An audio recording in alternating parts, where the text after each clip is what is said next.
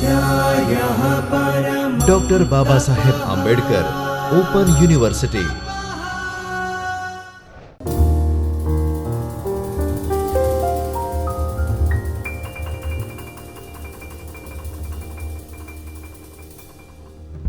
નમસ્કાર વિદ્યાર્થી મિત્રો, હું doctor Paresh Chauhan, assistant professor સમાજશાસ્ત્ર વિભાગ. આપ સૌ વિદ્યાર્થી મિત્રોનો ડૉક્ટર બાબા સાહેબ આંબેડકર ઓપન યુનિવર્સિટીના જ્યોતિર્મય પરિસરમાં આવેલ ચૈતન્ય સ્ટુડિયોમાં આપ સૌનું સ્વાગત કરું છું. વિદ્યાર્થી મિત્રો, આજે આપણે સમાજશાસ્ત્ર MA પાર્ટ 1 MSO3 ભારતીય સમાજશાસ્ત્ર એના ભાગ 3 એટલે કે બ્લોક 3 ગોવિંદ સદાશિવ ઘોરે અંતર્ગત એના એકમ 1 જીવન પરિચય વિશે વાત કરીશું. વિદ્યાર્થી મિત્રો, આ એકમમાં આપણે GS ઘોરેના જીવન પરિચય અંતર્ગત તેમની શૈક્ષણિક વ્યવસાયિક કારકિર્દી વિશે તેમજ તેમની અભ્યાસ પદ્ધતિ અને વ્યાપ વિશે, તેમના પ્રદાનની કેટલીક ખાસિયતો અને તેમણે લખેલા ગ્રંથોની માહિતી પ્રાપ્ત કરીશું. વિદ્યાર્થી મિત્રો, GS ઘોરે તેમના પ્રદાનને લીધે વિશ્વવિખ્યાત ભારતીય સમાજશાસ્ત્રી, ભારતીય સમાજશાસ્ત્રના આદ્ય સ્થાપક, ભારતીય સમાજશાસ્ત્રના પિતામહ અને ભારતીય સમાજશાસ્ત્રીઓના ભીષ્મ પિતામહ જેવા ગૌરવશાળી અને એવા વિવિધ વિશેષણોથી જાણીતા છે. તેમનો જન્મ મહારાષ્ટ્રમાં મુંબઈથી દક્ષિણમાં લગભગ 300 કિલોમીટર દૂર આવેલા માલવણ કસ્બામાં 12 ડિસેમ્બર 1893ના રોજ વેપાર ધંધામાં રોકાયેલ સારસ્વત બ્રાહ્મણ કુટુંબમાં થયો હતો. ઘોરેના જન્મના થોડા મહિના અગાઉ જ કાશીમાં તેમના દાદાનું અવસાન થયું હતું. તેથી ઘરના બધા સભ્યોને એવું લાગ્યું કે જાણે દાદા જ પાછા કુટુંબમાં જન્મ્યા છે.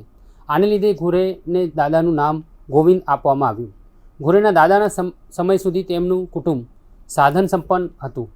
વેપાર ધંધા ઉપરાંત ખેતીવાડીની પણ સારી આવક હતી. પણ તેમના દાદાના સમય દરમિયાન જ કુટુંબની માલિકીનું એક વહાણ ડૂબી ગયું અને તેની સાથે જ આર્થિક પડતીની શરૂઆત થઈ. આમ છતાં તેમના દાદાએ ખર્ચાળ ધાર્મિક વિધિ ક્રિયાકાંડો ચાલુ રાખ્યા. સમય જતાં કુટુંબ એટલી ગરીબીમાં ધકેલાઈ ગયું કે તેમના આજોબાને માથે ભરણ પોષણની જવાબદારી આવી પડી. આવા કપરા સમયે ઘોરેના દાદાના એક મિત્રે તેમના પિતાશ્રીને પોતાની વેપારી પેઢીમાં મહેતાજીની નોકરી આપી. તેથી કુટુંબની આર્થિક કટોકટી થોડીક હળવી થઈ. આપણામાંના ઘણા ઓછાને ખબર હશે કે પ્રોફેસર ઘોરેનું શાળા પછીનું શિક્ષણ ગુજરાતના જૂનાગઢમાં થયું હતું. ત્યાંની વિખ્યાત બહાઉદ્દીન કોલેજમાં ઘોરેના મોટા ભાઈ વિજ્ઞાનના પ્રાધ્યાપક હતા. વિદ્યાર્થી મિત્રો, લગભગ 12 વર્ષની વયે ચોથા ધોરણ પછી ઘોરેનો યજ્ઞોપવિત એટલે કે જનેવી સંસ્કાર થયો. તેની સાથે જ એક રૂઢિચુસ્ત બ્રાહ્મણ કુટુંબમાં પ્રવર્તમાન વિધિ વિધાનોનું પાલન ઘોરેને માટે જરૂરી બન્યું હતું. વળી બ્રાહ્મણ તરીકે નિયમિત પૂજાપાઠ અને ધાર્મિક ક્રિયાકાંડો કરવાનું ફરજિયાત બન્યું. જોકે ઘોરેને બાળપણથી જ ધાર્મિક ક્રિયાકાંડોમાં વિશ્વાસ ન હતો. આ અરસામાં જ અંગ્રેજીના પ્રથમ ધોરણનું શિક્ષણ પણ શરૂ કર્યું. બાળપણમાં 7 વર્ષની વય સુધી નિશાળે ન જઈ શક્યા હોવાથી તેમના મોટા ભાઈએ તેમને અંગ્રેજીના પહેલા અને બીજા ધોરણની પરીક્ષા એકસાથે આપવાની સલાહ આપી કે જેથી ઔપચારિક શિક્ષણનું 1 વર્ષ બચાવી શકાય. તે વખતે આ એક ભગીરથ કામ હતું, પણ મોટાભાઈના માર્ગદર્શન અને પોતાના મહેનત વડે ઘોરે પહેલા અને બીજા ધોરણનું અંગ્રેજીનું શિક્ષણ એકસાથે પૂરું કરવામાં સફળ થયા. ત્યાર પછીનું નિશાળનું શિક્ષણ પણ તેમણે ખંતથી પૂરું કર્યું.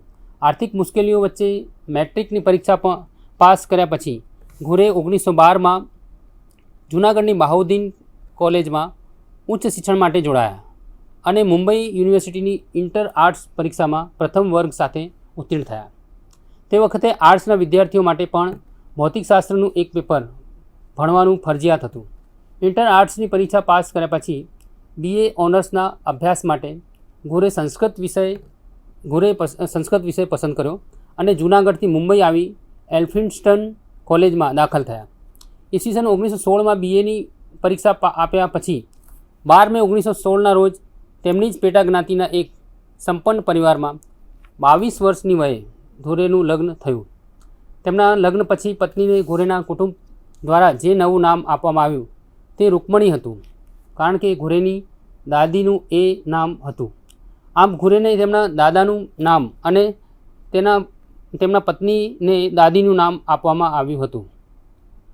વિદ્યાર્થી મિત્રો, ઘુરેએ સંસ્કૃતમાં 74% ગુણ સાથે બીએની પરીક્ષા પણ પ્રથમ વર્ગમાં પાસ કરી અને તે માટે તેમને ભાઈ દાજી પારિતોષિક એનાયત થયું. ત્યાર પછી એમએના અભ્યાસ માટે એલ્ફિન્સ્ટન કોલેજમાં ફેલો તરીકે જોડાયા અને સંસ્કૃત અને અંગ્રેજી દરેકના 4 પેપર પસંદ કર્યા. એપ્રિલ 1918માં ઘુરેએ એમએની વાર્ષિક પરીક્ષા આપી. તે વખતે આખી મુંબઈ યુનિવર્સિટીમાં લગભગ 100 વિદ્યાર્થીઓ આ પરીક્ષામાં બેઠા. ઘુરે જ એકમાત્ર એવા વિદ્યાર્થી હતા જેમણે એમએની પરીક્ષા સૌથી વધુ ગુણ સાથે પ્રથમ વર્ગમાં પાસ કરી હતી.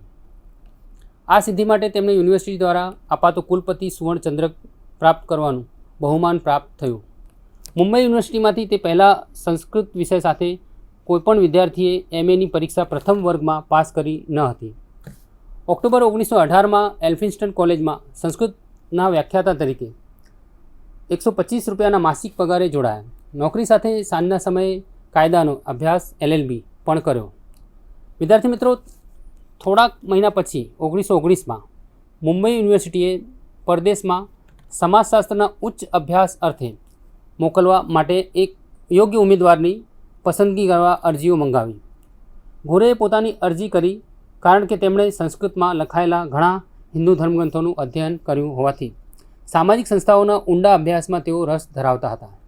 ઘુરેએ આ શિષ્યવૃત્તિ પ્રાપ્ત કરવાની તૈયારી દરમિયાન અન્ય વાંચન ઉપરાંત વેસ્ટરમાર્કના પુસ્તક હિસ્ટ્રી ઓફ મેરેજ અને હર્બર્ટ સ્પેન્સરના ગ્રંથ પ્રિન્સિપલ્સ ઓફ સોશિયોલોજી તેના 3 ભાગોનું પણ અધ્યયન કર્યું. પરદેશમાં સમાજશાસ્ત્રના અભ્યાસ માટે ઘુરેએ આ શિષ્યવૃત્તિ એનાયત થઈ તે પહેલાં તેમણે પ્રોફેસર પેટ્રિક ગેડિસના માર્ગદર્શન હેઠળ કેટલુંક જરૂરી વાંચન કરી લીધું હતું. એટલું જ નહીં પણ બોમ્બે એઝ અન અર્બન સેન્ટર વિષય ઉપર એક નિબંધ પણ તૈયાર કર્યો હતો. તેજસ્વી શૈક્ષણિક લાયકાત હોવા છતાં આવી આકરી કસોટીઓમાંથી પસાર કરાવ્યા પછી જ પેટ્રિક ગેડિસે મુંબઈ યુનિવર્સિટીને એવી ભલામણ કરી હતી કે શિષ્યવૃત્તિ ઘુરેને એનાયત કરવામાં આવે. પણ તે વખતની મુંબઈ યુનિવર્સિટીની સિન્ડિકેટના સભ્યોમાં ચાલતી જૂથબંધીને લીધે ઘુરેને એવું લાગતું રહ્યું કે પેટ્રિક ગેડિસની ભલામણ સ્વીકારવામાં આવશે નહીં. પણ સદભાગ્યે ઘુરેની શંકા ખરી પડી નહીં. પરદેશમાં જઈ સમાજશાસ્ત્રનો અભ્યાસ કરવા માટે તેમને 2 વર્ષની શિષ્યવૃત્તિ પ્રાપ્ત થઈ. આગળ જઈ પ્રોફેસર રિવર્સની ભલામણથી તે શિષ્યવૃત્તિની અવધિ વધુ 1 વર્ષ માટે લંબાવવામાં આવી. આમ 1920માં ઘુરે સમાજશાસ્ત્રના અભ્યાસ માટે લંડન ગયા. વિદ્યાર્થી મિત્રો, શરૂઆતના થોડાક સમય માટે લંડનમાં તેઓએ પ્રોફેસર ઉર્વિકના માર્ગદર્શન હેઠળ સોશિયલ વેલફેર અને સોશિયોલોજીના ડિપ્લોમા કોર્સનો અભ્યાસ શરૂ કર્યો. આ જ અરસામાં તેઓ પ્રોફેસર હોબહાઉસના સંપર્કમાં આવ્યા, પરંતુ ઘુરેને તેઓ ખૂબ જ નીરસ અને ઉત્સાહ વિનાના લાગ્યા. તેમ છતાં ઘુરેએ હોબહાઉસ સમક્ષ કાસ્ટ એન્ડ ક્લાસ વિષય ઉપર PhD શોધ નિબંધ તૈયાર કરવાનો ઈરાદો રજૂ કર્યો. હોબહાઉસે આ વિષય પર જરૂરી ચર્ચા વિચારણા કરવા માટે ઘુરેને એક મુસદ્દો લખવાનું સૂચન કર્યું. ઘણી મહેનતના અંતે ઘુરેએ મુસદ્દો તૈયાર કર્યો અને હોબહાઉસ સાથે તેની ઉપર જરૂરી ચર્ચા કરી. અંતે હોબહાઉસે એવું સૂચન કર્યું કે પ્રસ્તુત વિષયમાંથી ક્લાસનો ભાગ પડતો મૂકવામાં આવે. પરંતુ આ સમય સુધી તો શિષ્યવૃત્તિના 2 વર્ષોમાંથી લગભગ 1.5 વર્ષનો સમય પૂરો થવા આવ્યો હતો. એક પ્રકારની અનિશ્ચિતતા વચ્ચે ઘુરેએ ભારતની પરંપરાગત જ્ઞાતિ વ્યવસ્થા પર PhDના અભ્યાસ માટે કેમ્બ્રિજ યુનિવર્સિટીમાં જવાનું નક્કી કર્યું. ઊંડે તેમને એવું પણ લાગ્યું કે અમેરિકાને બદલે લંડન આવવાની તેમણે ભૂલ કરી હતી. છેવટે તેઓ કેમ્બ્રિજ યુનિવર્સિટીમાં ગયા અને પ્રોફેસર હેડનની મદદથી પ્રોફેસર WR રિવર્સના સંપર્કમાં આવ્યા. રિવર્સ સાથેની પ્રથમ મુલાકાતમાં જ ઘુરેએ તેમના માર્ગદર્શન હેઠળ PhD કરવાનો નિર્ણય લીધો. વળી પ્રોફેસર રિવર્સ પણ ઘુરેથી પ્રભાવિત થયા અને તેમને પોતાના માર્ગદર્શનમાં PhDનો અભ્યાસ કરાવવાની સંમતિ આપી. આમ ઘુરેએ છેવટે કેમ્બ્રિજ યુનિવર્સિટીમાં PhDનો વિધિવત અભ્યાસ પ્રારંભ કર્યો. તેઓ પ્રોફેસર રિવર્સના નરવંશશાસ્ત્રીય અભિગમથી અત્યંત પ્રભાવિત થયા હતા. જ્યારે તેઓ પોતાના અભ્યાસમાં ગળાડૂબ હતા ત્યારે જ કમનસીબે ઈસવીસન 1922માં પ્રોફેસર રિવર્સનું નિધન થયું. આ દુઃખદ ઘટનાથી ઘુરે ખૂબ વિચલિત થઈ ગયા. તેમ છતાં રિવર્સના સ્થાને પ્રોફેસર AC હેડનના માર્ગદર્શન હેઠળ પોતાનું કાર્ય ચાલુ રાખ્યું અને કેમ્બ્રિજ યુનિવર્સિટીની PhDની પદવી પ્રાપ્ત કરી. ઘુરેએ PhDની મૌખિક પરીક્ષા વખતે બાહ્ય પરીક્ષકને એટલા પ્રભાવિત કર્યા હતા કે તેમના એક પરીક્ષક પ્રોફેસર વિલિયમ રિઝટે ઘુરેને સાંજના ચા માટે આમંત્રિત કર્યા હતા. વિદ્યાર્થી મિત્રો, કેમ્બ્રિજ યુનિવર્સિટીની સમાજશાસ્ત્રમાં PhDની પદવી મેળવ્યા પછી 1923માં ઘુરે પાછા ભારત આવ્યા. ઈસવીસન 1924માં તેઓ મુંબઈ યુનિવર્સિટીના સમાજશાસ્ત્ર વિભાગમાં રીડર અને અધ્યક્ષ તરીકે નિમાયા. તે વખતે સમાજશાસ્ત્રના MAના અભ્યાસ માટે વિભાગમાં ફક્ત 3 વિદ્યાર્થીઓ નોંધાયા હતા. લગભગ 10 વર્ષ બાદ 1934માં તેઓ પ્રોફેસર અને અધ્યક્ષ થયા અને 35 વર્ષની ઉજ્જવલ કારકિર્દી પછી 1959માં નિવૃત્ત થયા. તેમની નિવૃત્તિની કદર કરી નિવૃત્તિ પછી તરત જ ઘુરેને મુંબઈ યુનિવર્સિટીએ એમેરિટસ પ્રોફેસર તરીકેની નિમણૂક આપી બહુમાન કર્યું. આ નિમણૂક અન્વયે તેઓ અઠવાડિયે એકવાર શુક્રવારના રોજ વિભાગમાં આવતા. 28મી ડિસેમ્બર 1983ના રોજ ટૂંકી માંદગી બાદ તેમનું નિધન થયું. આપણામાંના ઘણા ઓછાને ખબર છે કે મુંબઈ મહાનગરપાલિકા દ્વારા ફોર્ટ વિસ્તારમાં આવેલ યુનિવર્સિટી દફતર જતા રસ્તાને GS ઘુરે માર્ગ નામ આપી તેમની વિદ્વતા અને યોગદાનની કદર કરવામાં આવેલ છે. તેમના સંતાનોમાં એક પુત્ર અને એક પુત્રી પૈકી પુત્ર સુધીશ અમેરિકામાં આંકડાશાસ્ત્રના પ્રાધ્યાપક છે અને પુત્રી કુમુદ મુંબઈમાં બેરિસ્ટર છે. તેમના જમાઈ મુંબઈની હાઈકોર્ટમાં ન્યાયાધીશ પદે હતા. આટલી ચર્ચા કર્યા બાદ હવે વિદ્યાર્થી મિત્રો આપણે પ્રોફેસર GS ઘુરેની અભ્યાસ પદ્ધતિ અને તેના વ્યાપ વિસ્તાર વિશે જોઈએ. વિદ્યાર્થી મિત્રો, ઘુરેના સમાજશાસ્ત્રી પ્રદાનની તવારીખ લગભગ 60 વર્ષથી પણ વધુ લાંબા ગાળાની છે. સંસ્કૃત ભાષા અને ભારતીય સમાજની ઊંડી સમજને લીધે ઘુરેના વિશ્લેષણોમાં ગુણાત્મક અને ઊંડી સમજ મળે છે. પ્રોફેસર રિવર્સે ભારતની સમાજ વ્યવસ્થાના અભ્યાસમાં ઘુરેની સંસ્કૃત સાહિત્યની ઊંડી સમજને એક પાયાની તાકાત તરીકે બિરદાવી છે. તેમની અભ્યાસ પદ્ધતિ ઉત્ક્રાંતિવાદી અભિગમ ઉપર આધારિત છે. તદુપરાંત ઘુરે સર GE સ્મિથ અને EE રિવર્સના પ્રસારવાદી શાખાના વિચારોથી પણ પ્રભાવિત હતા. તેથી જ ઘુરેના પ્રદાનોમાં પરસંસ્કૃતિકરણ એટલે કે એકલ્ચુરેશન ઉપર ખાસ એક ઝોક જોવા મળે છે. તેઓ કહે છે કે આધુનિક સંસ્કૃતિ અને સભ્યતાની ઊંડી સમજ મેળવવા માટે તેમના મૂળ સ્ત્રોતોમાં પ્રવેશ કરવું આવશ્યક હોય છે. દાખલા તરીકે જ્ઞાતિ વ્યવસ્થાની ઉત્પત્તિ અંગે ઘુરેએ જણાવ્યું કે કેવી રીતે શરૂઆતમાં આ વ્યવસ્થા બ્રાહ્મણોની જીવનશૈલીમાં ખીલી અને ત્યાર પછી ધીમે ધીમે તેનું પ્રસારણ વસ્તીના બીજા લોકોમાં પણ થયું. વિદ્યાર્થી મિત્રો, વિકાસવાદી અને પ્રસરણવાદી ઝોક ઉપરાંત ઘુરેની અભ્યાસ પદ્ધતિમાં ઐતિહાસિક અને તુલનાત્મક દૃષ્ટિબિંદુનું પણ આગવું સ્થાન છે. ધર્મ, ભારતીય સાધુ, શહેર અને સભ્યતા તથા બીજા અનેક પ્રદાનોમાં ઘુરેની અભ્યાસ પદ્ધતિનું આ ભાથું તરી આવે છે.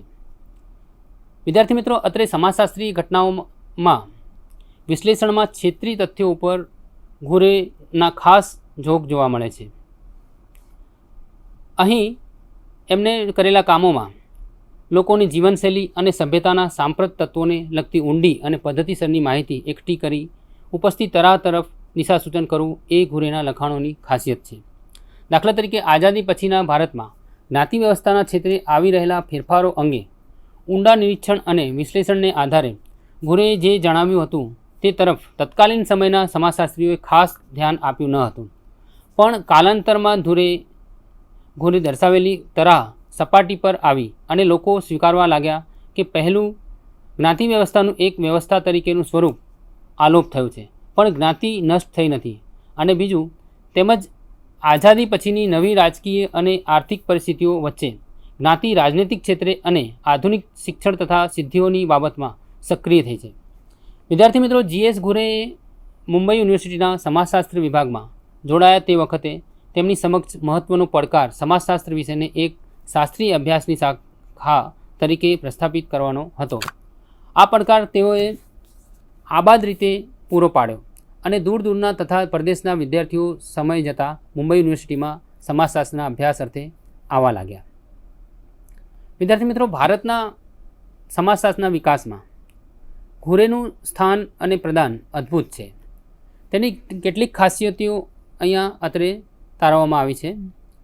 એમાં પહેલી ખાસિયત હતી કે તેમણે પોતે વિવિધ સમાજશાસ્ત્રી વિષયોના ઊંડા અભ્યાસોને આધારે વિપુલ સાહિત્ય પ્રદાન કર્યું છે. સગપણના સંબંધો, જ્ઞાતિ વ્યવસ્થા, વર્ગ, સમાજ, દર્શન, સામાજિક મનોવિજ્ઞાન, ગુન્હા, દારૂની વૃત્તિ, શહેર સમુદાય અને શહેરી જીવન, લગ્ન અને કુટુંબ, પ્રજાતિ ભેદભાવ, સામાજિક સંપ અને સમૂહ તંગદિલી, રાષ્ટ્રીય એકતાના પ્રશ્નો, ધર્મ, ધાર્મિક પંથો અને સાધુ સંતો, જનસંચાર, અનુસૂચિત જનજાતિઓ, અનુસૂચિત જ્ઞાતિઓ, સામાજિક પરિવર્તન, જાતિ વ્યવહાર, નાટ્ય અને વેશભૂષા તથા ગ્રામીણ સમુદાય વગેરે અનેક વિષયો ઉપર તેમનું આગવું પ્રદાન રહ્યું છે. આ પ્રદાનોમાં નરવણશાસ્ત્રીય અભિગમ એટલે કે એન્થ્રોપોલોજીકલ એપ્રોચ, ક્ષેત્રીય માહિતી, દસ્તાવેજી પુરાવો અને એક સમાજશાસ્ત્રની સમજશક્તિનો ઉત્તમ વિનિયોગ થયેલો જોવા મળે છે. હવે બીજી ખાસિયત જોઈએ આપણે. ઘુરેએ તેમના સંશોધન કરનારા વિદ્યાર્થીઓને જરૂરી માર્ગદર્શન અને પ્રોત્સાહન આપી ભારતમાં સમાજશાસ્ત્રના વિકાસમાં ઉમદા ફાળો આપ્યો છે. તેઓ આ વિદ્યાર્થીઓ પાસે ભારે પરિશ્રમ કરાવતા છતાં પોતાના વિચારો કદી પણ તેમના ઉપર લાદતા નહીં. અભ્યાસનો પ્રશ્ન પસંદ કરવા તેમજ યોગ્ય અભ્યાસ પદ્ધતિ નક્કી કરવામાં તેઓ પોતાના આ વિદ્યાર્થીઓને પૂરેપૂરી સ્વતંત્રતા બક્ષતા. આજે તેમના વિદ્યાર્થીઓએ ખ્યાતનામ સમાજશાસ્ત્રીઓ તરીકે વિશ્વમાં નામના મેળવી છે અને ભારતીય સમાજશાસ્ત્રનું ગૌરવ વધાર્યું છે. એટલું જ નહીં પણ દેશની વિવિધ યુનિવર્સિટીઓમાં સમાજશાસ્ત્રના ફેલાવામાં પણ એમને મહત્ત્વનો ફાળો આપ્યો છે. ઘુરેના માર્ગદર્શન હેઠળ 55 વિદ્યાર્થીઓએ સમાજશાસ્ત્રમાં PhDની પદવી પ્રાપ્ત કરી હતી. તે પૈકી IP Desai, MN Srinivasa, KT merchant, Iravati કરવે, AR Desai, KM Kapadia, MSA Rao, Venkat રાયપ્પા, KC પંચનંદીકર, Zalu F પંચનંદીકર, TN Madan, YB દામલે, રાજગોપાલન, MG Kulkarni અને શ્રીલંકાના બોપે ગામા વગેરેના નામ ખાસ ઉલ્લેખનીય છે. હવે વિદ્યાર્થી મિત્રો, એમની ત્રીજી ખાસિયત જોઈએ. લગભગ 1950ની આસપાસ ઘુરેને એવું લાગવા લાગ્યું કે ભારતમાં સમાજશાસ્ત્રનું એક વ્યવસાયિક સંગઠન એટલે કે પ્રોફેશનલ ઓર્ગેનાઇઝેશન રચવાનો સમય પાકી ગયો છે. તે અંગે તેમણે કેટલાક સક્રિય સમાજશાસ્ત્રીઓ સાથે ચર્ચા કરી અને ઇન્ડિયન સોશિયોલોજીકલ સોસાયટીની સ્થાપના કરી. 11 ડિસેમ્બર 1951ના રોજ મુંબઈ ખાતે તેનું રજિસ્ટ્રેશન કરાવ્યું. ઘુરે ઇન્ડિયન સોશિયોલોજીકલ સોસાયટીના પ્રથમ પ્રમુખ બન્યા અને 1966 સુધી એ પદ સંભાળ્યું.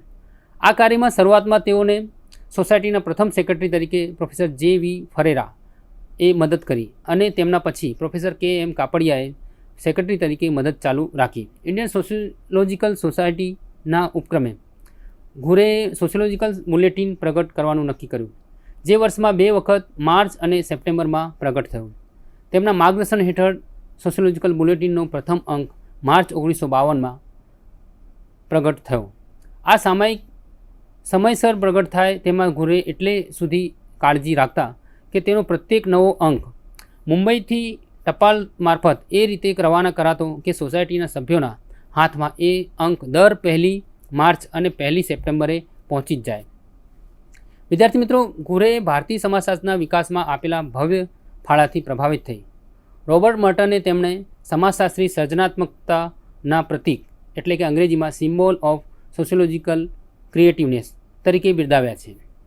તેમના વિશે મેન્ડલબોમે લખ્યું છે કે અમે સૌ કોઈ કે જેઓ ભારતીય સમાજ વિશે જાણવામાં રસ જેમને છે તે સૌ આપના ઋણી છીએ. AR દેસાઈ તેમના ખ્યાતનામ પ્રદાન ભારતીય રાષ્ટ્રવાદના સાંપ્રત પ્રલણની પ્રસ્તાવનામાં લખે છે કે સમાજ જીવનની અધિકતર મૂળભૂત સમસ્યાઓનું સર્વગ્રાહી અને એનું અન્વેષણ કરતા રહેવાની પ્રેરણા આપનાર ડૉક્ટર GS ઘુરેનું હું અત્યંત આભારી છું. અને એ નોંધનીય છે કે AR દેસાઈ પોતાના PhDના અભ્યાસ દ્વારા માર્ક્સવાદી ક્રાંતિકારી અભિગમથી ભારતીય રાષ્ટ્રવાદની સામાજિક ભૂમિકાનું વિશ્લેષણ કરવા માગતા હતા, પણ ત્યારે તેમના દૃષ્ટિબિંદુ સાથે સંમત થવા કોઈ તૈયાર થયું ન હતું. તે વખતે GS ઘુરેએ આ અભ્યાસનો ઝોક સમજી લઈ AR દેસાઈને માર્ગદર્શન આપવાનું સ્વીકાર્યું અને સફળતાપૂર્વક આ જવાબદારી અદા પણ કરી. MN શ્રીનિવાસે ઘુરેના માર્ગદર્શન હેઠળ દક્ષિણ ભારતની કુર્ગ જ્ઞાતિનો અભ્યાસ કરી PhDની પદવી પ્રાપ્ત કરી. તે પછી અમેરિકા ગયા અને ત્યાં પ્રોફેસર રેડક્લિફ બ્રાઉન સાથે કામ કરવા લાગ્યા. તેના અનુસંધાનમાં ઘુરેને એક પત્રમાં તેમણે લખ્યું કે વિદ્યાકીય રીતે હું આપનું ઋણ કદી ભૂલી શકું તેમ નથી. આપના હાથ નીચે પ્રાપ્ત કરેલી તાલીમના લીધે આજે હું રેડ ક્લિફ બ્રાઉનથી દોરવાઈ જતો નથી. ભારતીય સમાજશાસ્ત્રના વિકાસમાં GS ઘુરેના એવા અદ્વિતીય પ્રદાનને ધ્યાનમાં લઈ તેમના માનમાં 60 વર્ષની વય પૂરી થતાં અને 80 વર્ષની વય પૂરી થવાને અવસરે 2 સ્મૃતિગ્રંથો તેમના વિદ્યાર્થીઓ અને પ્રશંસકોએ પ્રગટ કર્યા. હવે વિદ્યાર્થી મિત્રો, આટલી ચર્ચા બાદ હવે આપણે પ્રોફેસર ઘુરેએ આપેલા પુસ્તકો એટલે કે એમના મુખ્ય ગ્રંથો વિશે જાણીએ. એમનું પહેલું પુસ્તક caste and race in India 1932માં આવ્યું. કાસ્ટ એન્ડ ક્લાસ ઇન ઇન્ડિયાનું બીજી અને ત્રીજી આવૃત્તિ 1950માં આવી. કાસ્ટ ક્લાસ એન્ડ ઓક્યુપેશનની ચોથું એડિશન 1961માં અને કાસ્ટ એન્ડ રેસ ઇન ઇન્ડિયાનું પાંચમી આવૃત્તિ 1969માં આવી હતી. બીજું પુસ્તક કલ્ચર એન્ડ સોસાયટી 1940માં આવ્યું. ત્રીજું પુસ્તક the aborigines so called and their futures 1943માં અને તેની બીજી આવૃત્તિ અને ત્રીજી આવૃત્તિ ધ શિડ્યુલ્ડ ટ્રાઇબ્સ 1959 અને 1963માં પ્રગટ થઈ. ચોથું પુસ્તક ઓક્સિડેન્ટલ સિવિલાઇઝેશન 1948માં આવ્યું. પાંચમું પુસ્તક રેસ રિલેશન્સ ઇન નિગ્રો આફ્રિકા 1952માં આવ્યું. ઇન્ડિયન સાધુઝ 1953માં આવ્યું અને એની બીજી આવૃત્તિ 1964માં આવી. Sexual behaviour of the American female 1956માં આવ્યું. આઠમું પુસ્તક વિદ્યાઝ 1957માં આવ્યું. નવમું પુસ્તક ધ મહાદેવ કોલિસ 1957માં આવ્યું. આ રીતે 2 પુસ્તકો 1957માં હતા. ભારતનાટ્ય એન્ડ ઇટ્સ કસ્ટમ 1958માં આવ્યું. 11મું પુસ્તક after century and a quarter Lonikand then and now 1960માં આવ્યું. સિટીઝ એન્ડ સિવિલાઇઝેશન પુસ્તક એમનું 1962માં આવ્યું. 13મું પુસ્તક family and kin in Indo European culture 1962માં આવ્યું. 14મું પુસ્તક ગોડ્સ એન્ડ મેન 1962માં આવ્યું. 15મું પુસ્તક anatomy of an urban community એ 1963માં પ્રગટ થયું હતું. 16મું પુસ્તક એન્થ્રોપોલોજીકલ સોશિયોલોજીકલ પેપર્સ એ 1963માં પ્રગટ થયું હતું. શેક્સપિયર ઓન કન્સાઇન્સ એન્ડ જસ્ટિસ 1965માં આવેલું પુસ્તક છે. 18મું પુસ્તક રિલિજિયસ કોન્શિયસનેસ 1965માં પ્રગટ થયું. 19મું પુસ્તક ઇન્ડિયન કસ્ટમ 1966માં આવ્યું હતું. 20મું પુસ્તક સોશિયલ ટેન્શન્સ ઇન ઇન્ડિયા 1968માં પ્રગટ થયું. ત્યારબાદ 21મું રાજપૂત આર્કિટેક્ચર 1968માં પ્રગટ થયું. 22મું પુસ્તક ટુ બ્રાહ્મણિકલ ઇન્સ્ટિટ્યુશન્સ ગોત્રા એન્ડ ચરણ 1972માં પ્રગટ થયું. 23મું આઈ એન્ડ અધર્સ એક્સપ્લોરેશન 1973માં આવ્યું. 24મું વાઇધર ઇન્ડિયા 1974માં પ્રગટ થયું. 25મું ઇન્ડિયન એક્યુલરેશન 1977માં પ્રગટ થયું. અને ત્યારબાદ 26મું પુસ્તક ઇન્ડિયન રિક્રિએટ્સ ડેમોક્રેસી 1978માં આવેલું પુસ્તક છે. વૈદિક ઇન્ડિયા 1979માં આવેલું પુસ્તક છે. અને ત્યારબાદ 28મું પુસ્તક એમનું burning cauldron of north east India. ફરીથી કહું, burning cauldron on north east India 1980માં આવેલું પુસ્તક છે. એટલે આ એમના પુસ્તકો એટલે કે મુખ્ય ગ્રંથો હતા. હવે આપણે વિદ્યાર્થી મિત્રો આ વ્યાખ્યાનની અહીં ચર્ચા પૂરી કરીએ છીએ. હવે આ વ્યાખ્યાનમાંથી નીકળતા મોટા પ્રશ્નો, ટૂંકનોંધ અને બહુવિકલ્પ પ્રશ્નો તરફ જઈએ. તો આ વ્યાખ્યાનમાંથી નીકળતો મોટો પ્રશ્ન છે. પહેલો પ્રશ્ન, ડૉક્ટર GS ઘુરેના જીવન પરિચય વિશે જણાવો.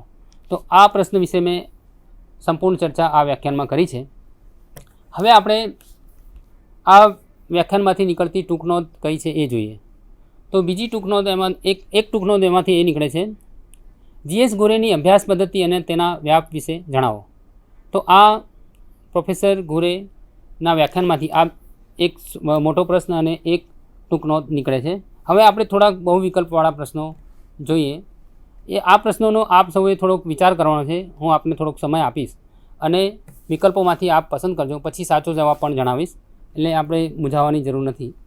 પહેલો પ્રશ્ન છે, ઘુરેએ કઈ યુનિવર્સિટીમાંથી PhDની પદવી મેળવી છે? પ્રશ્ન છે, ઘુરેએ કઈ યુનિવર્સિટીમાંથી PhDની પદવી મેળવી છે?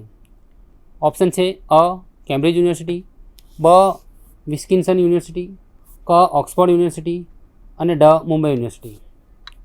આપ જવાબ વિચારી શકો છો. તો વિદ્યાર્થી મિત્રો એનો જવાબ છે અ કેમ્બ્રિજ યુનિવર્સિટી.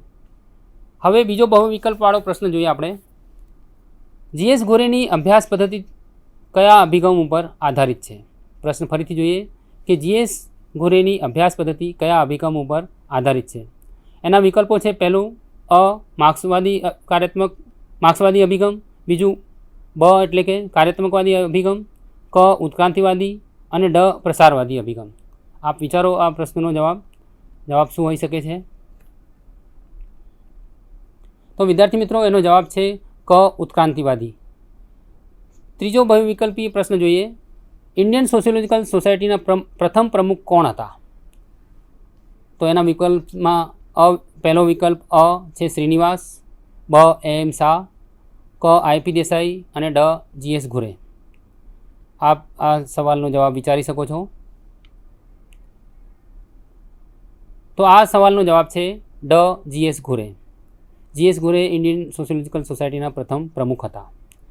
હવે ચોથો બહુવિકલ્પી પ્રશ્ન જોઈએ. રોબર્ટ મર્ટને કોને સમાજશાસ્ત્રી સર્જનાત્મકતાના પ્રતીક તરીકે બિરદાવ્યા છે? પ્રશ્ન ફરીથી જોઈએ. રોબર્ટ મર્ટને કોને સમાજશાસ્ત્રીય સર્જનાત્મકતાના પ્રતીક તરીકે બિરદાવ્યા છે? વિકલ્પો જોઈએ. અ શ્રીનિવાસ, બ પેટ્રિક ગિડેસ, ક જીએસ ઘુરે અને ડ એમ શાહ.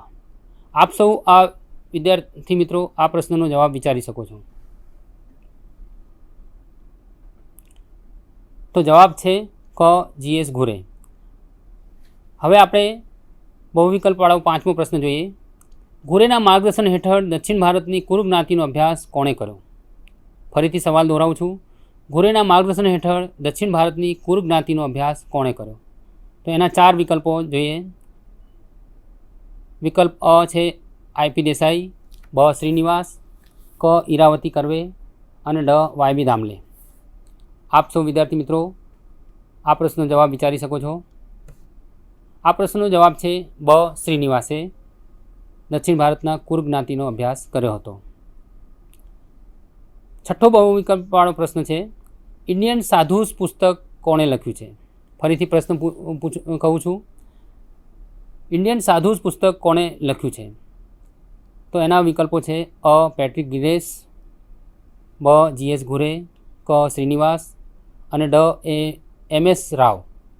આપ સૌ આ પ્રશ્નનો વિચાર કરી શકો છો. આનો જવાબ શું હોઈ શકે? જરા વિચાર કરો. જવાબ છે બ જીએસ ઘુરે. તો વિદ્યાર્થી મિત્રો અહીં આપણે આજે સમાજશાસ્ત્રના MA પાર્ટ 1 MSO3 ભારતીય સમાજશાસ્ત્ર ભાગ 3 ગોવિંદ સદાશિવ ઘુરેના એકમ 1 જીવન પરિચય વિશેની ચર્ચા અહીં પૂરી કરીએ છીએ.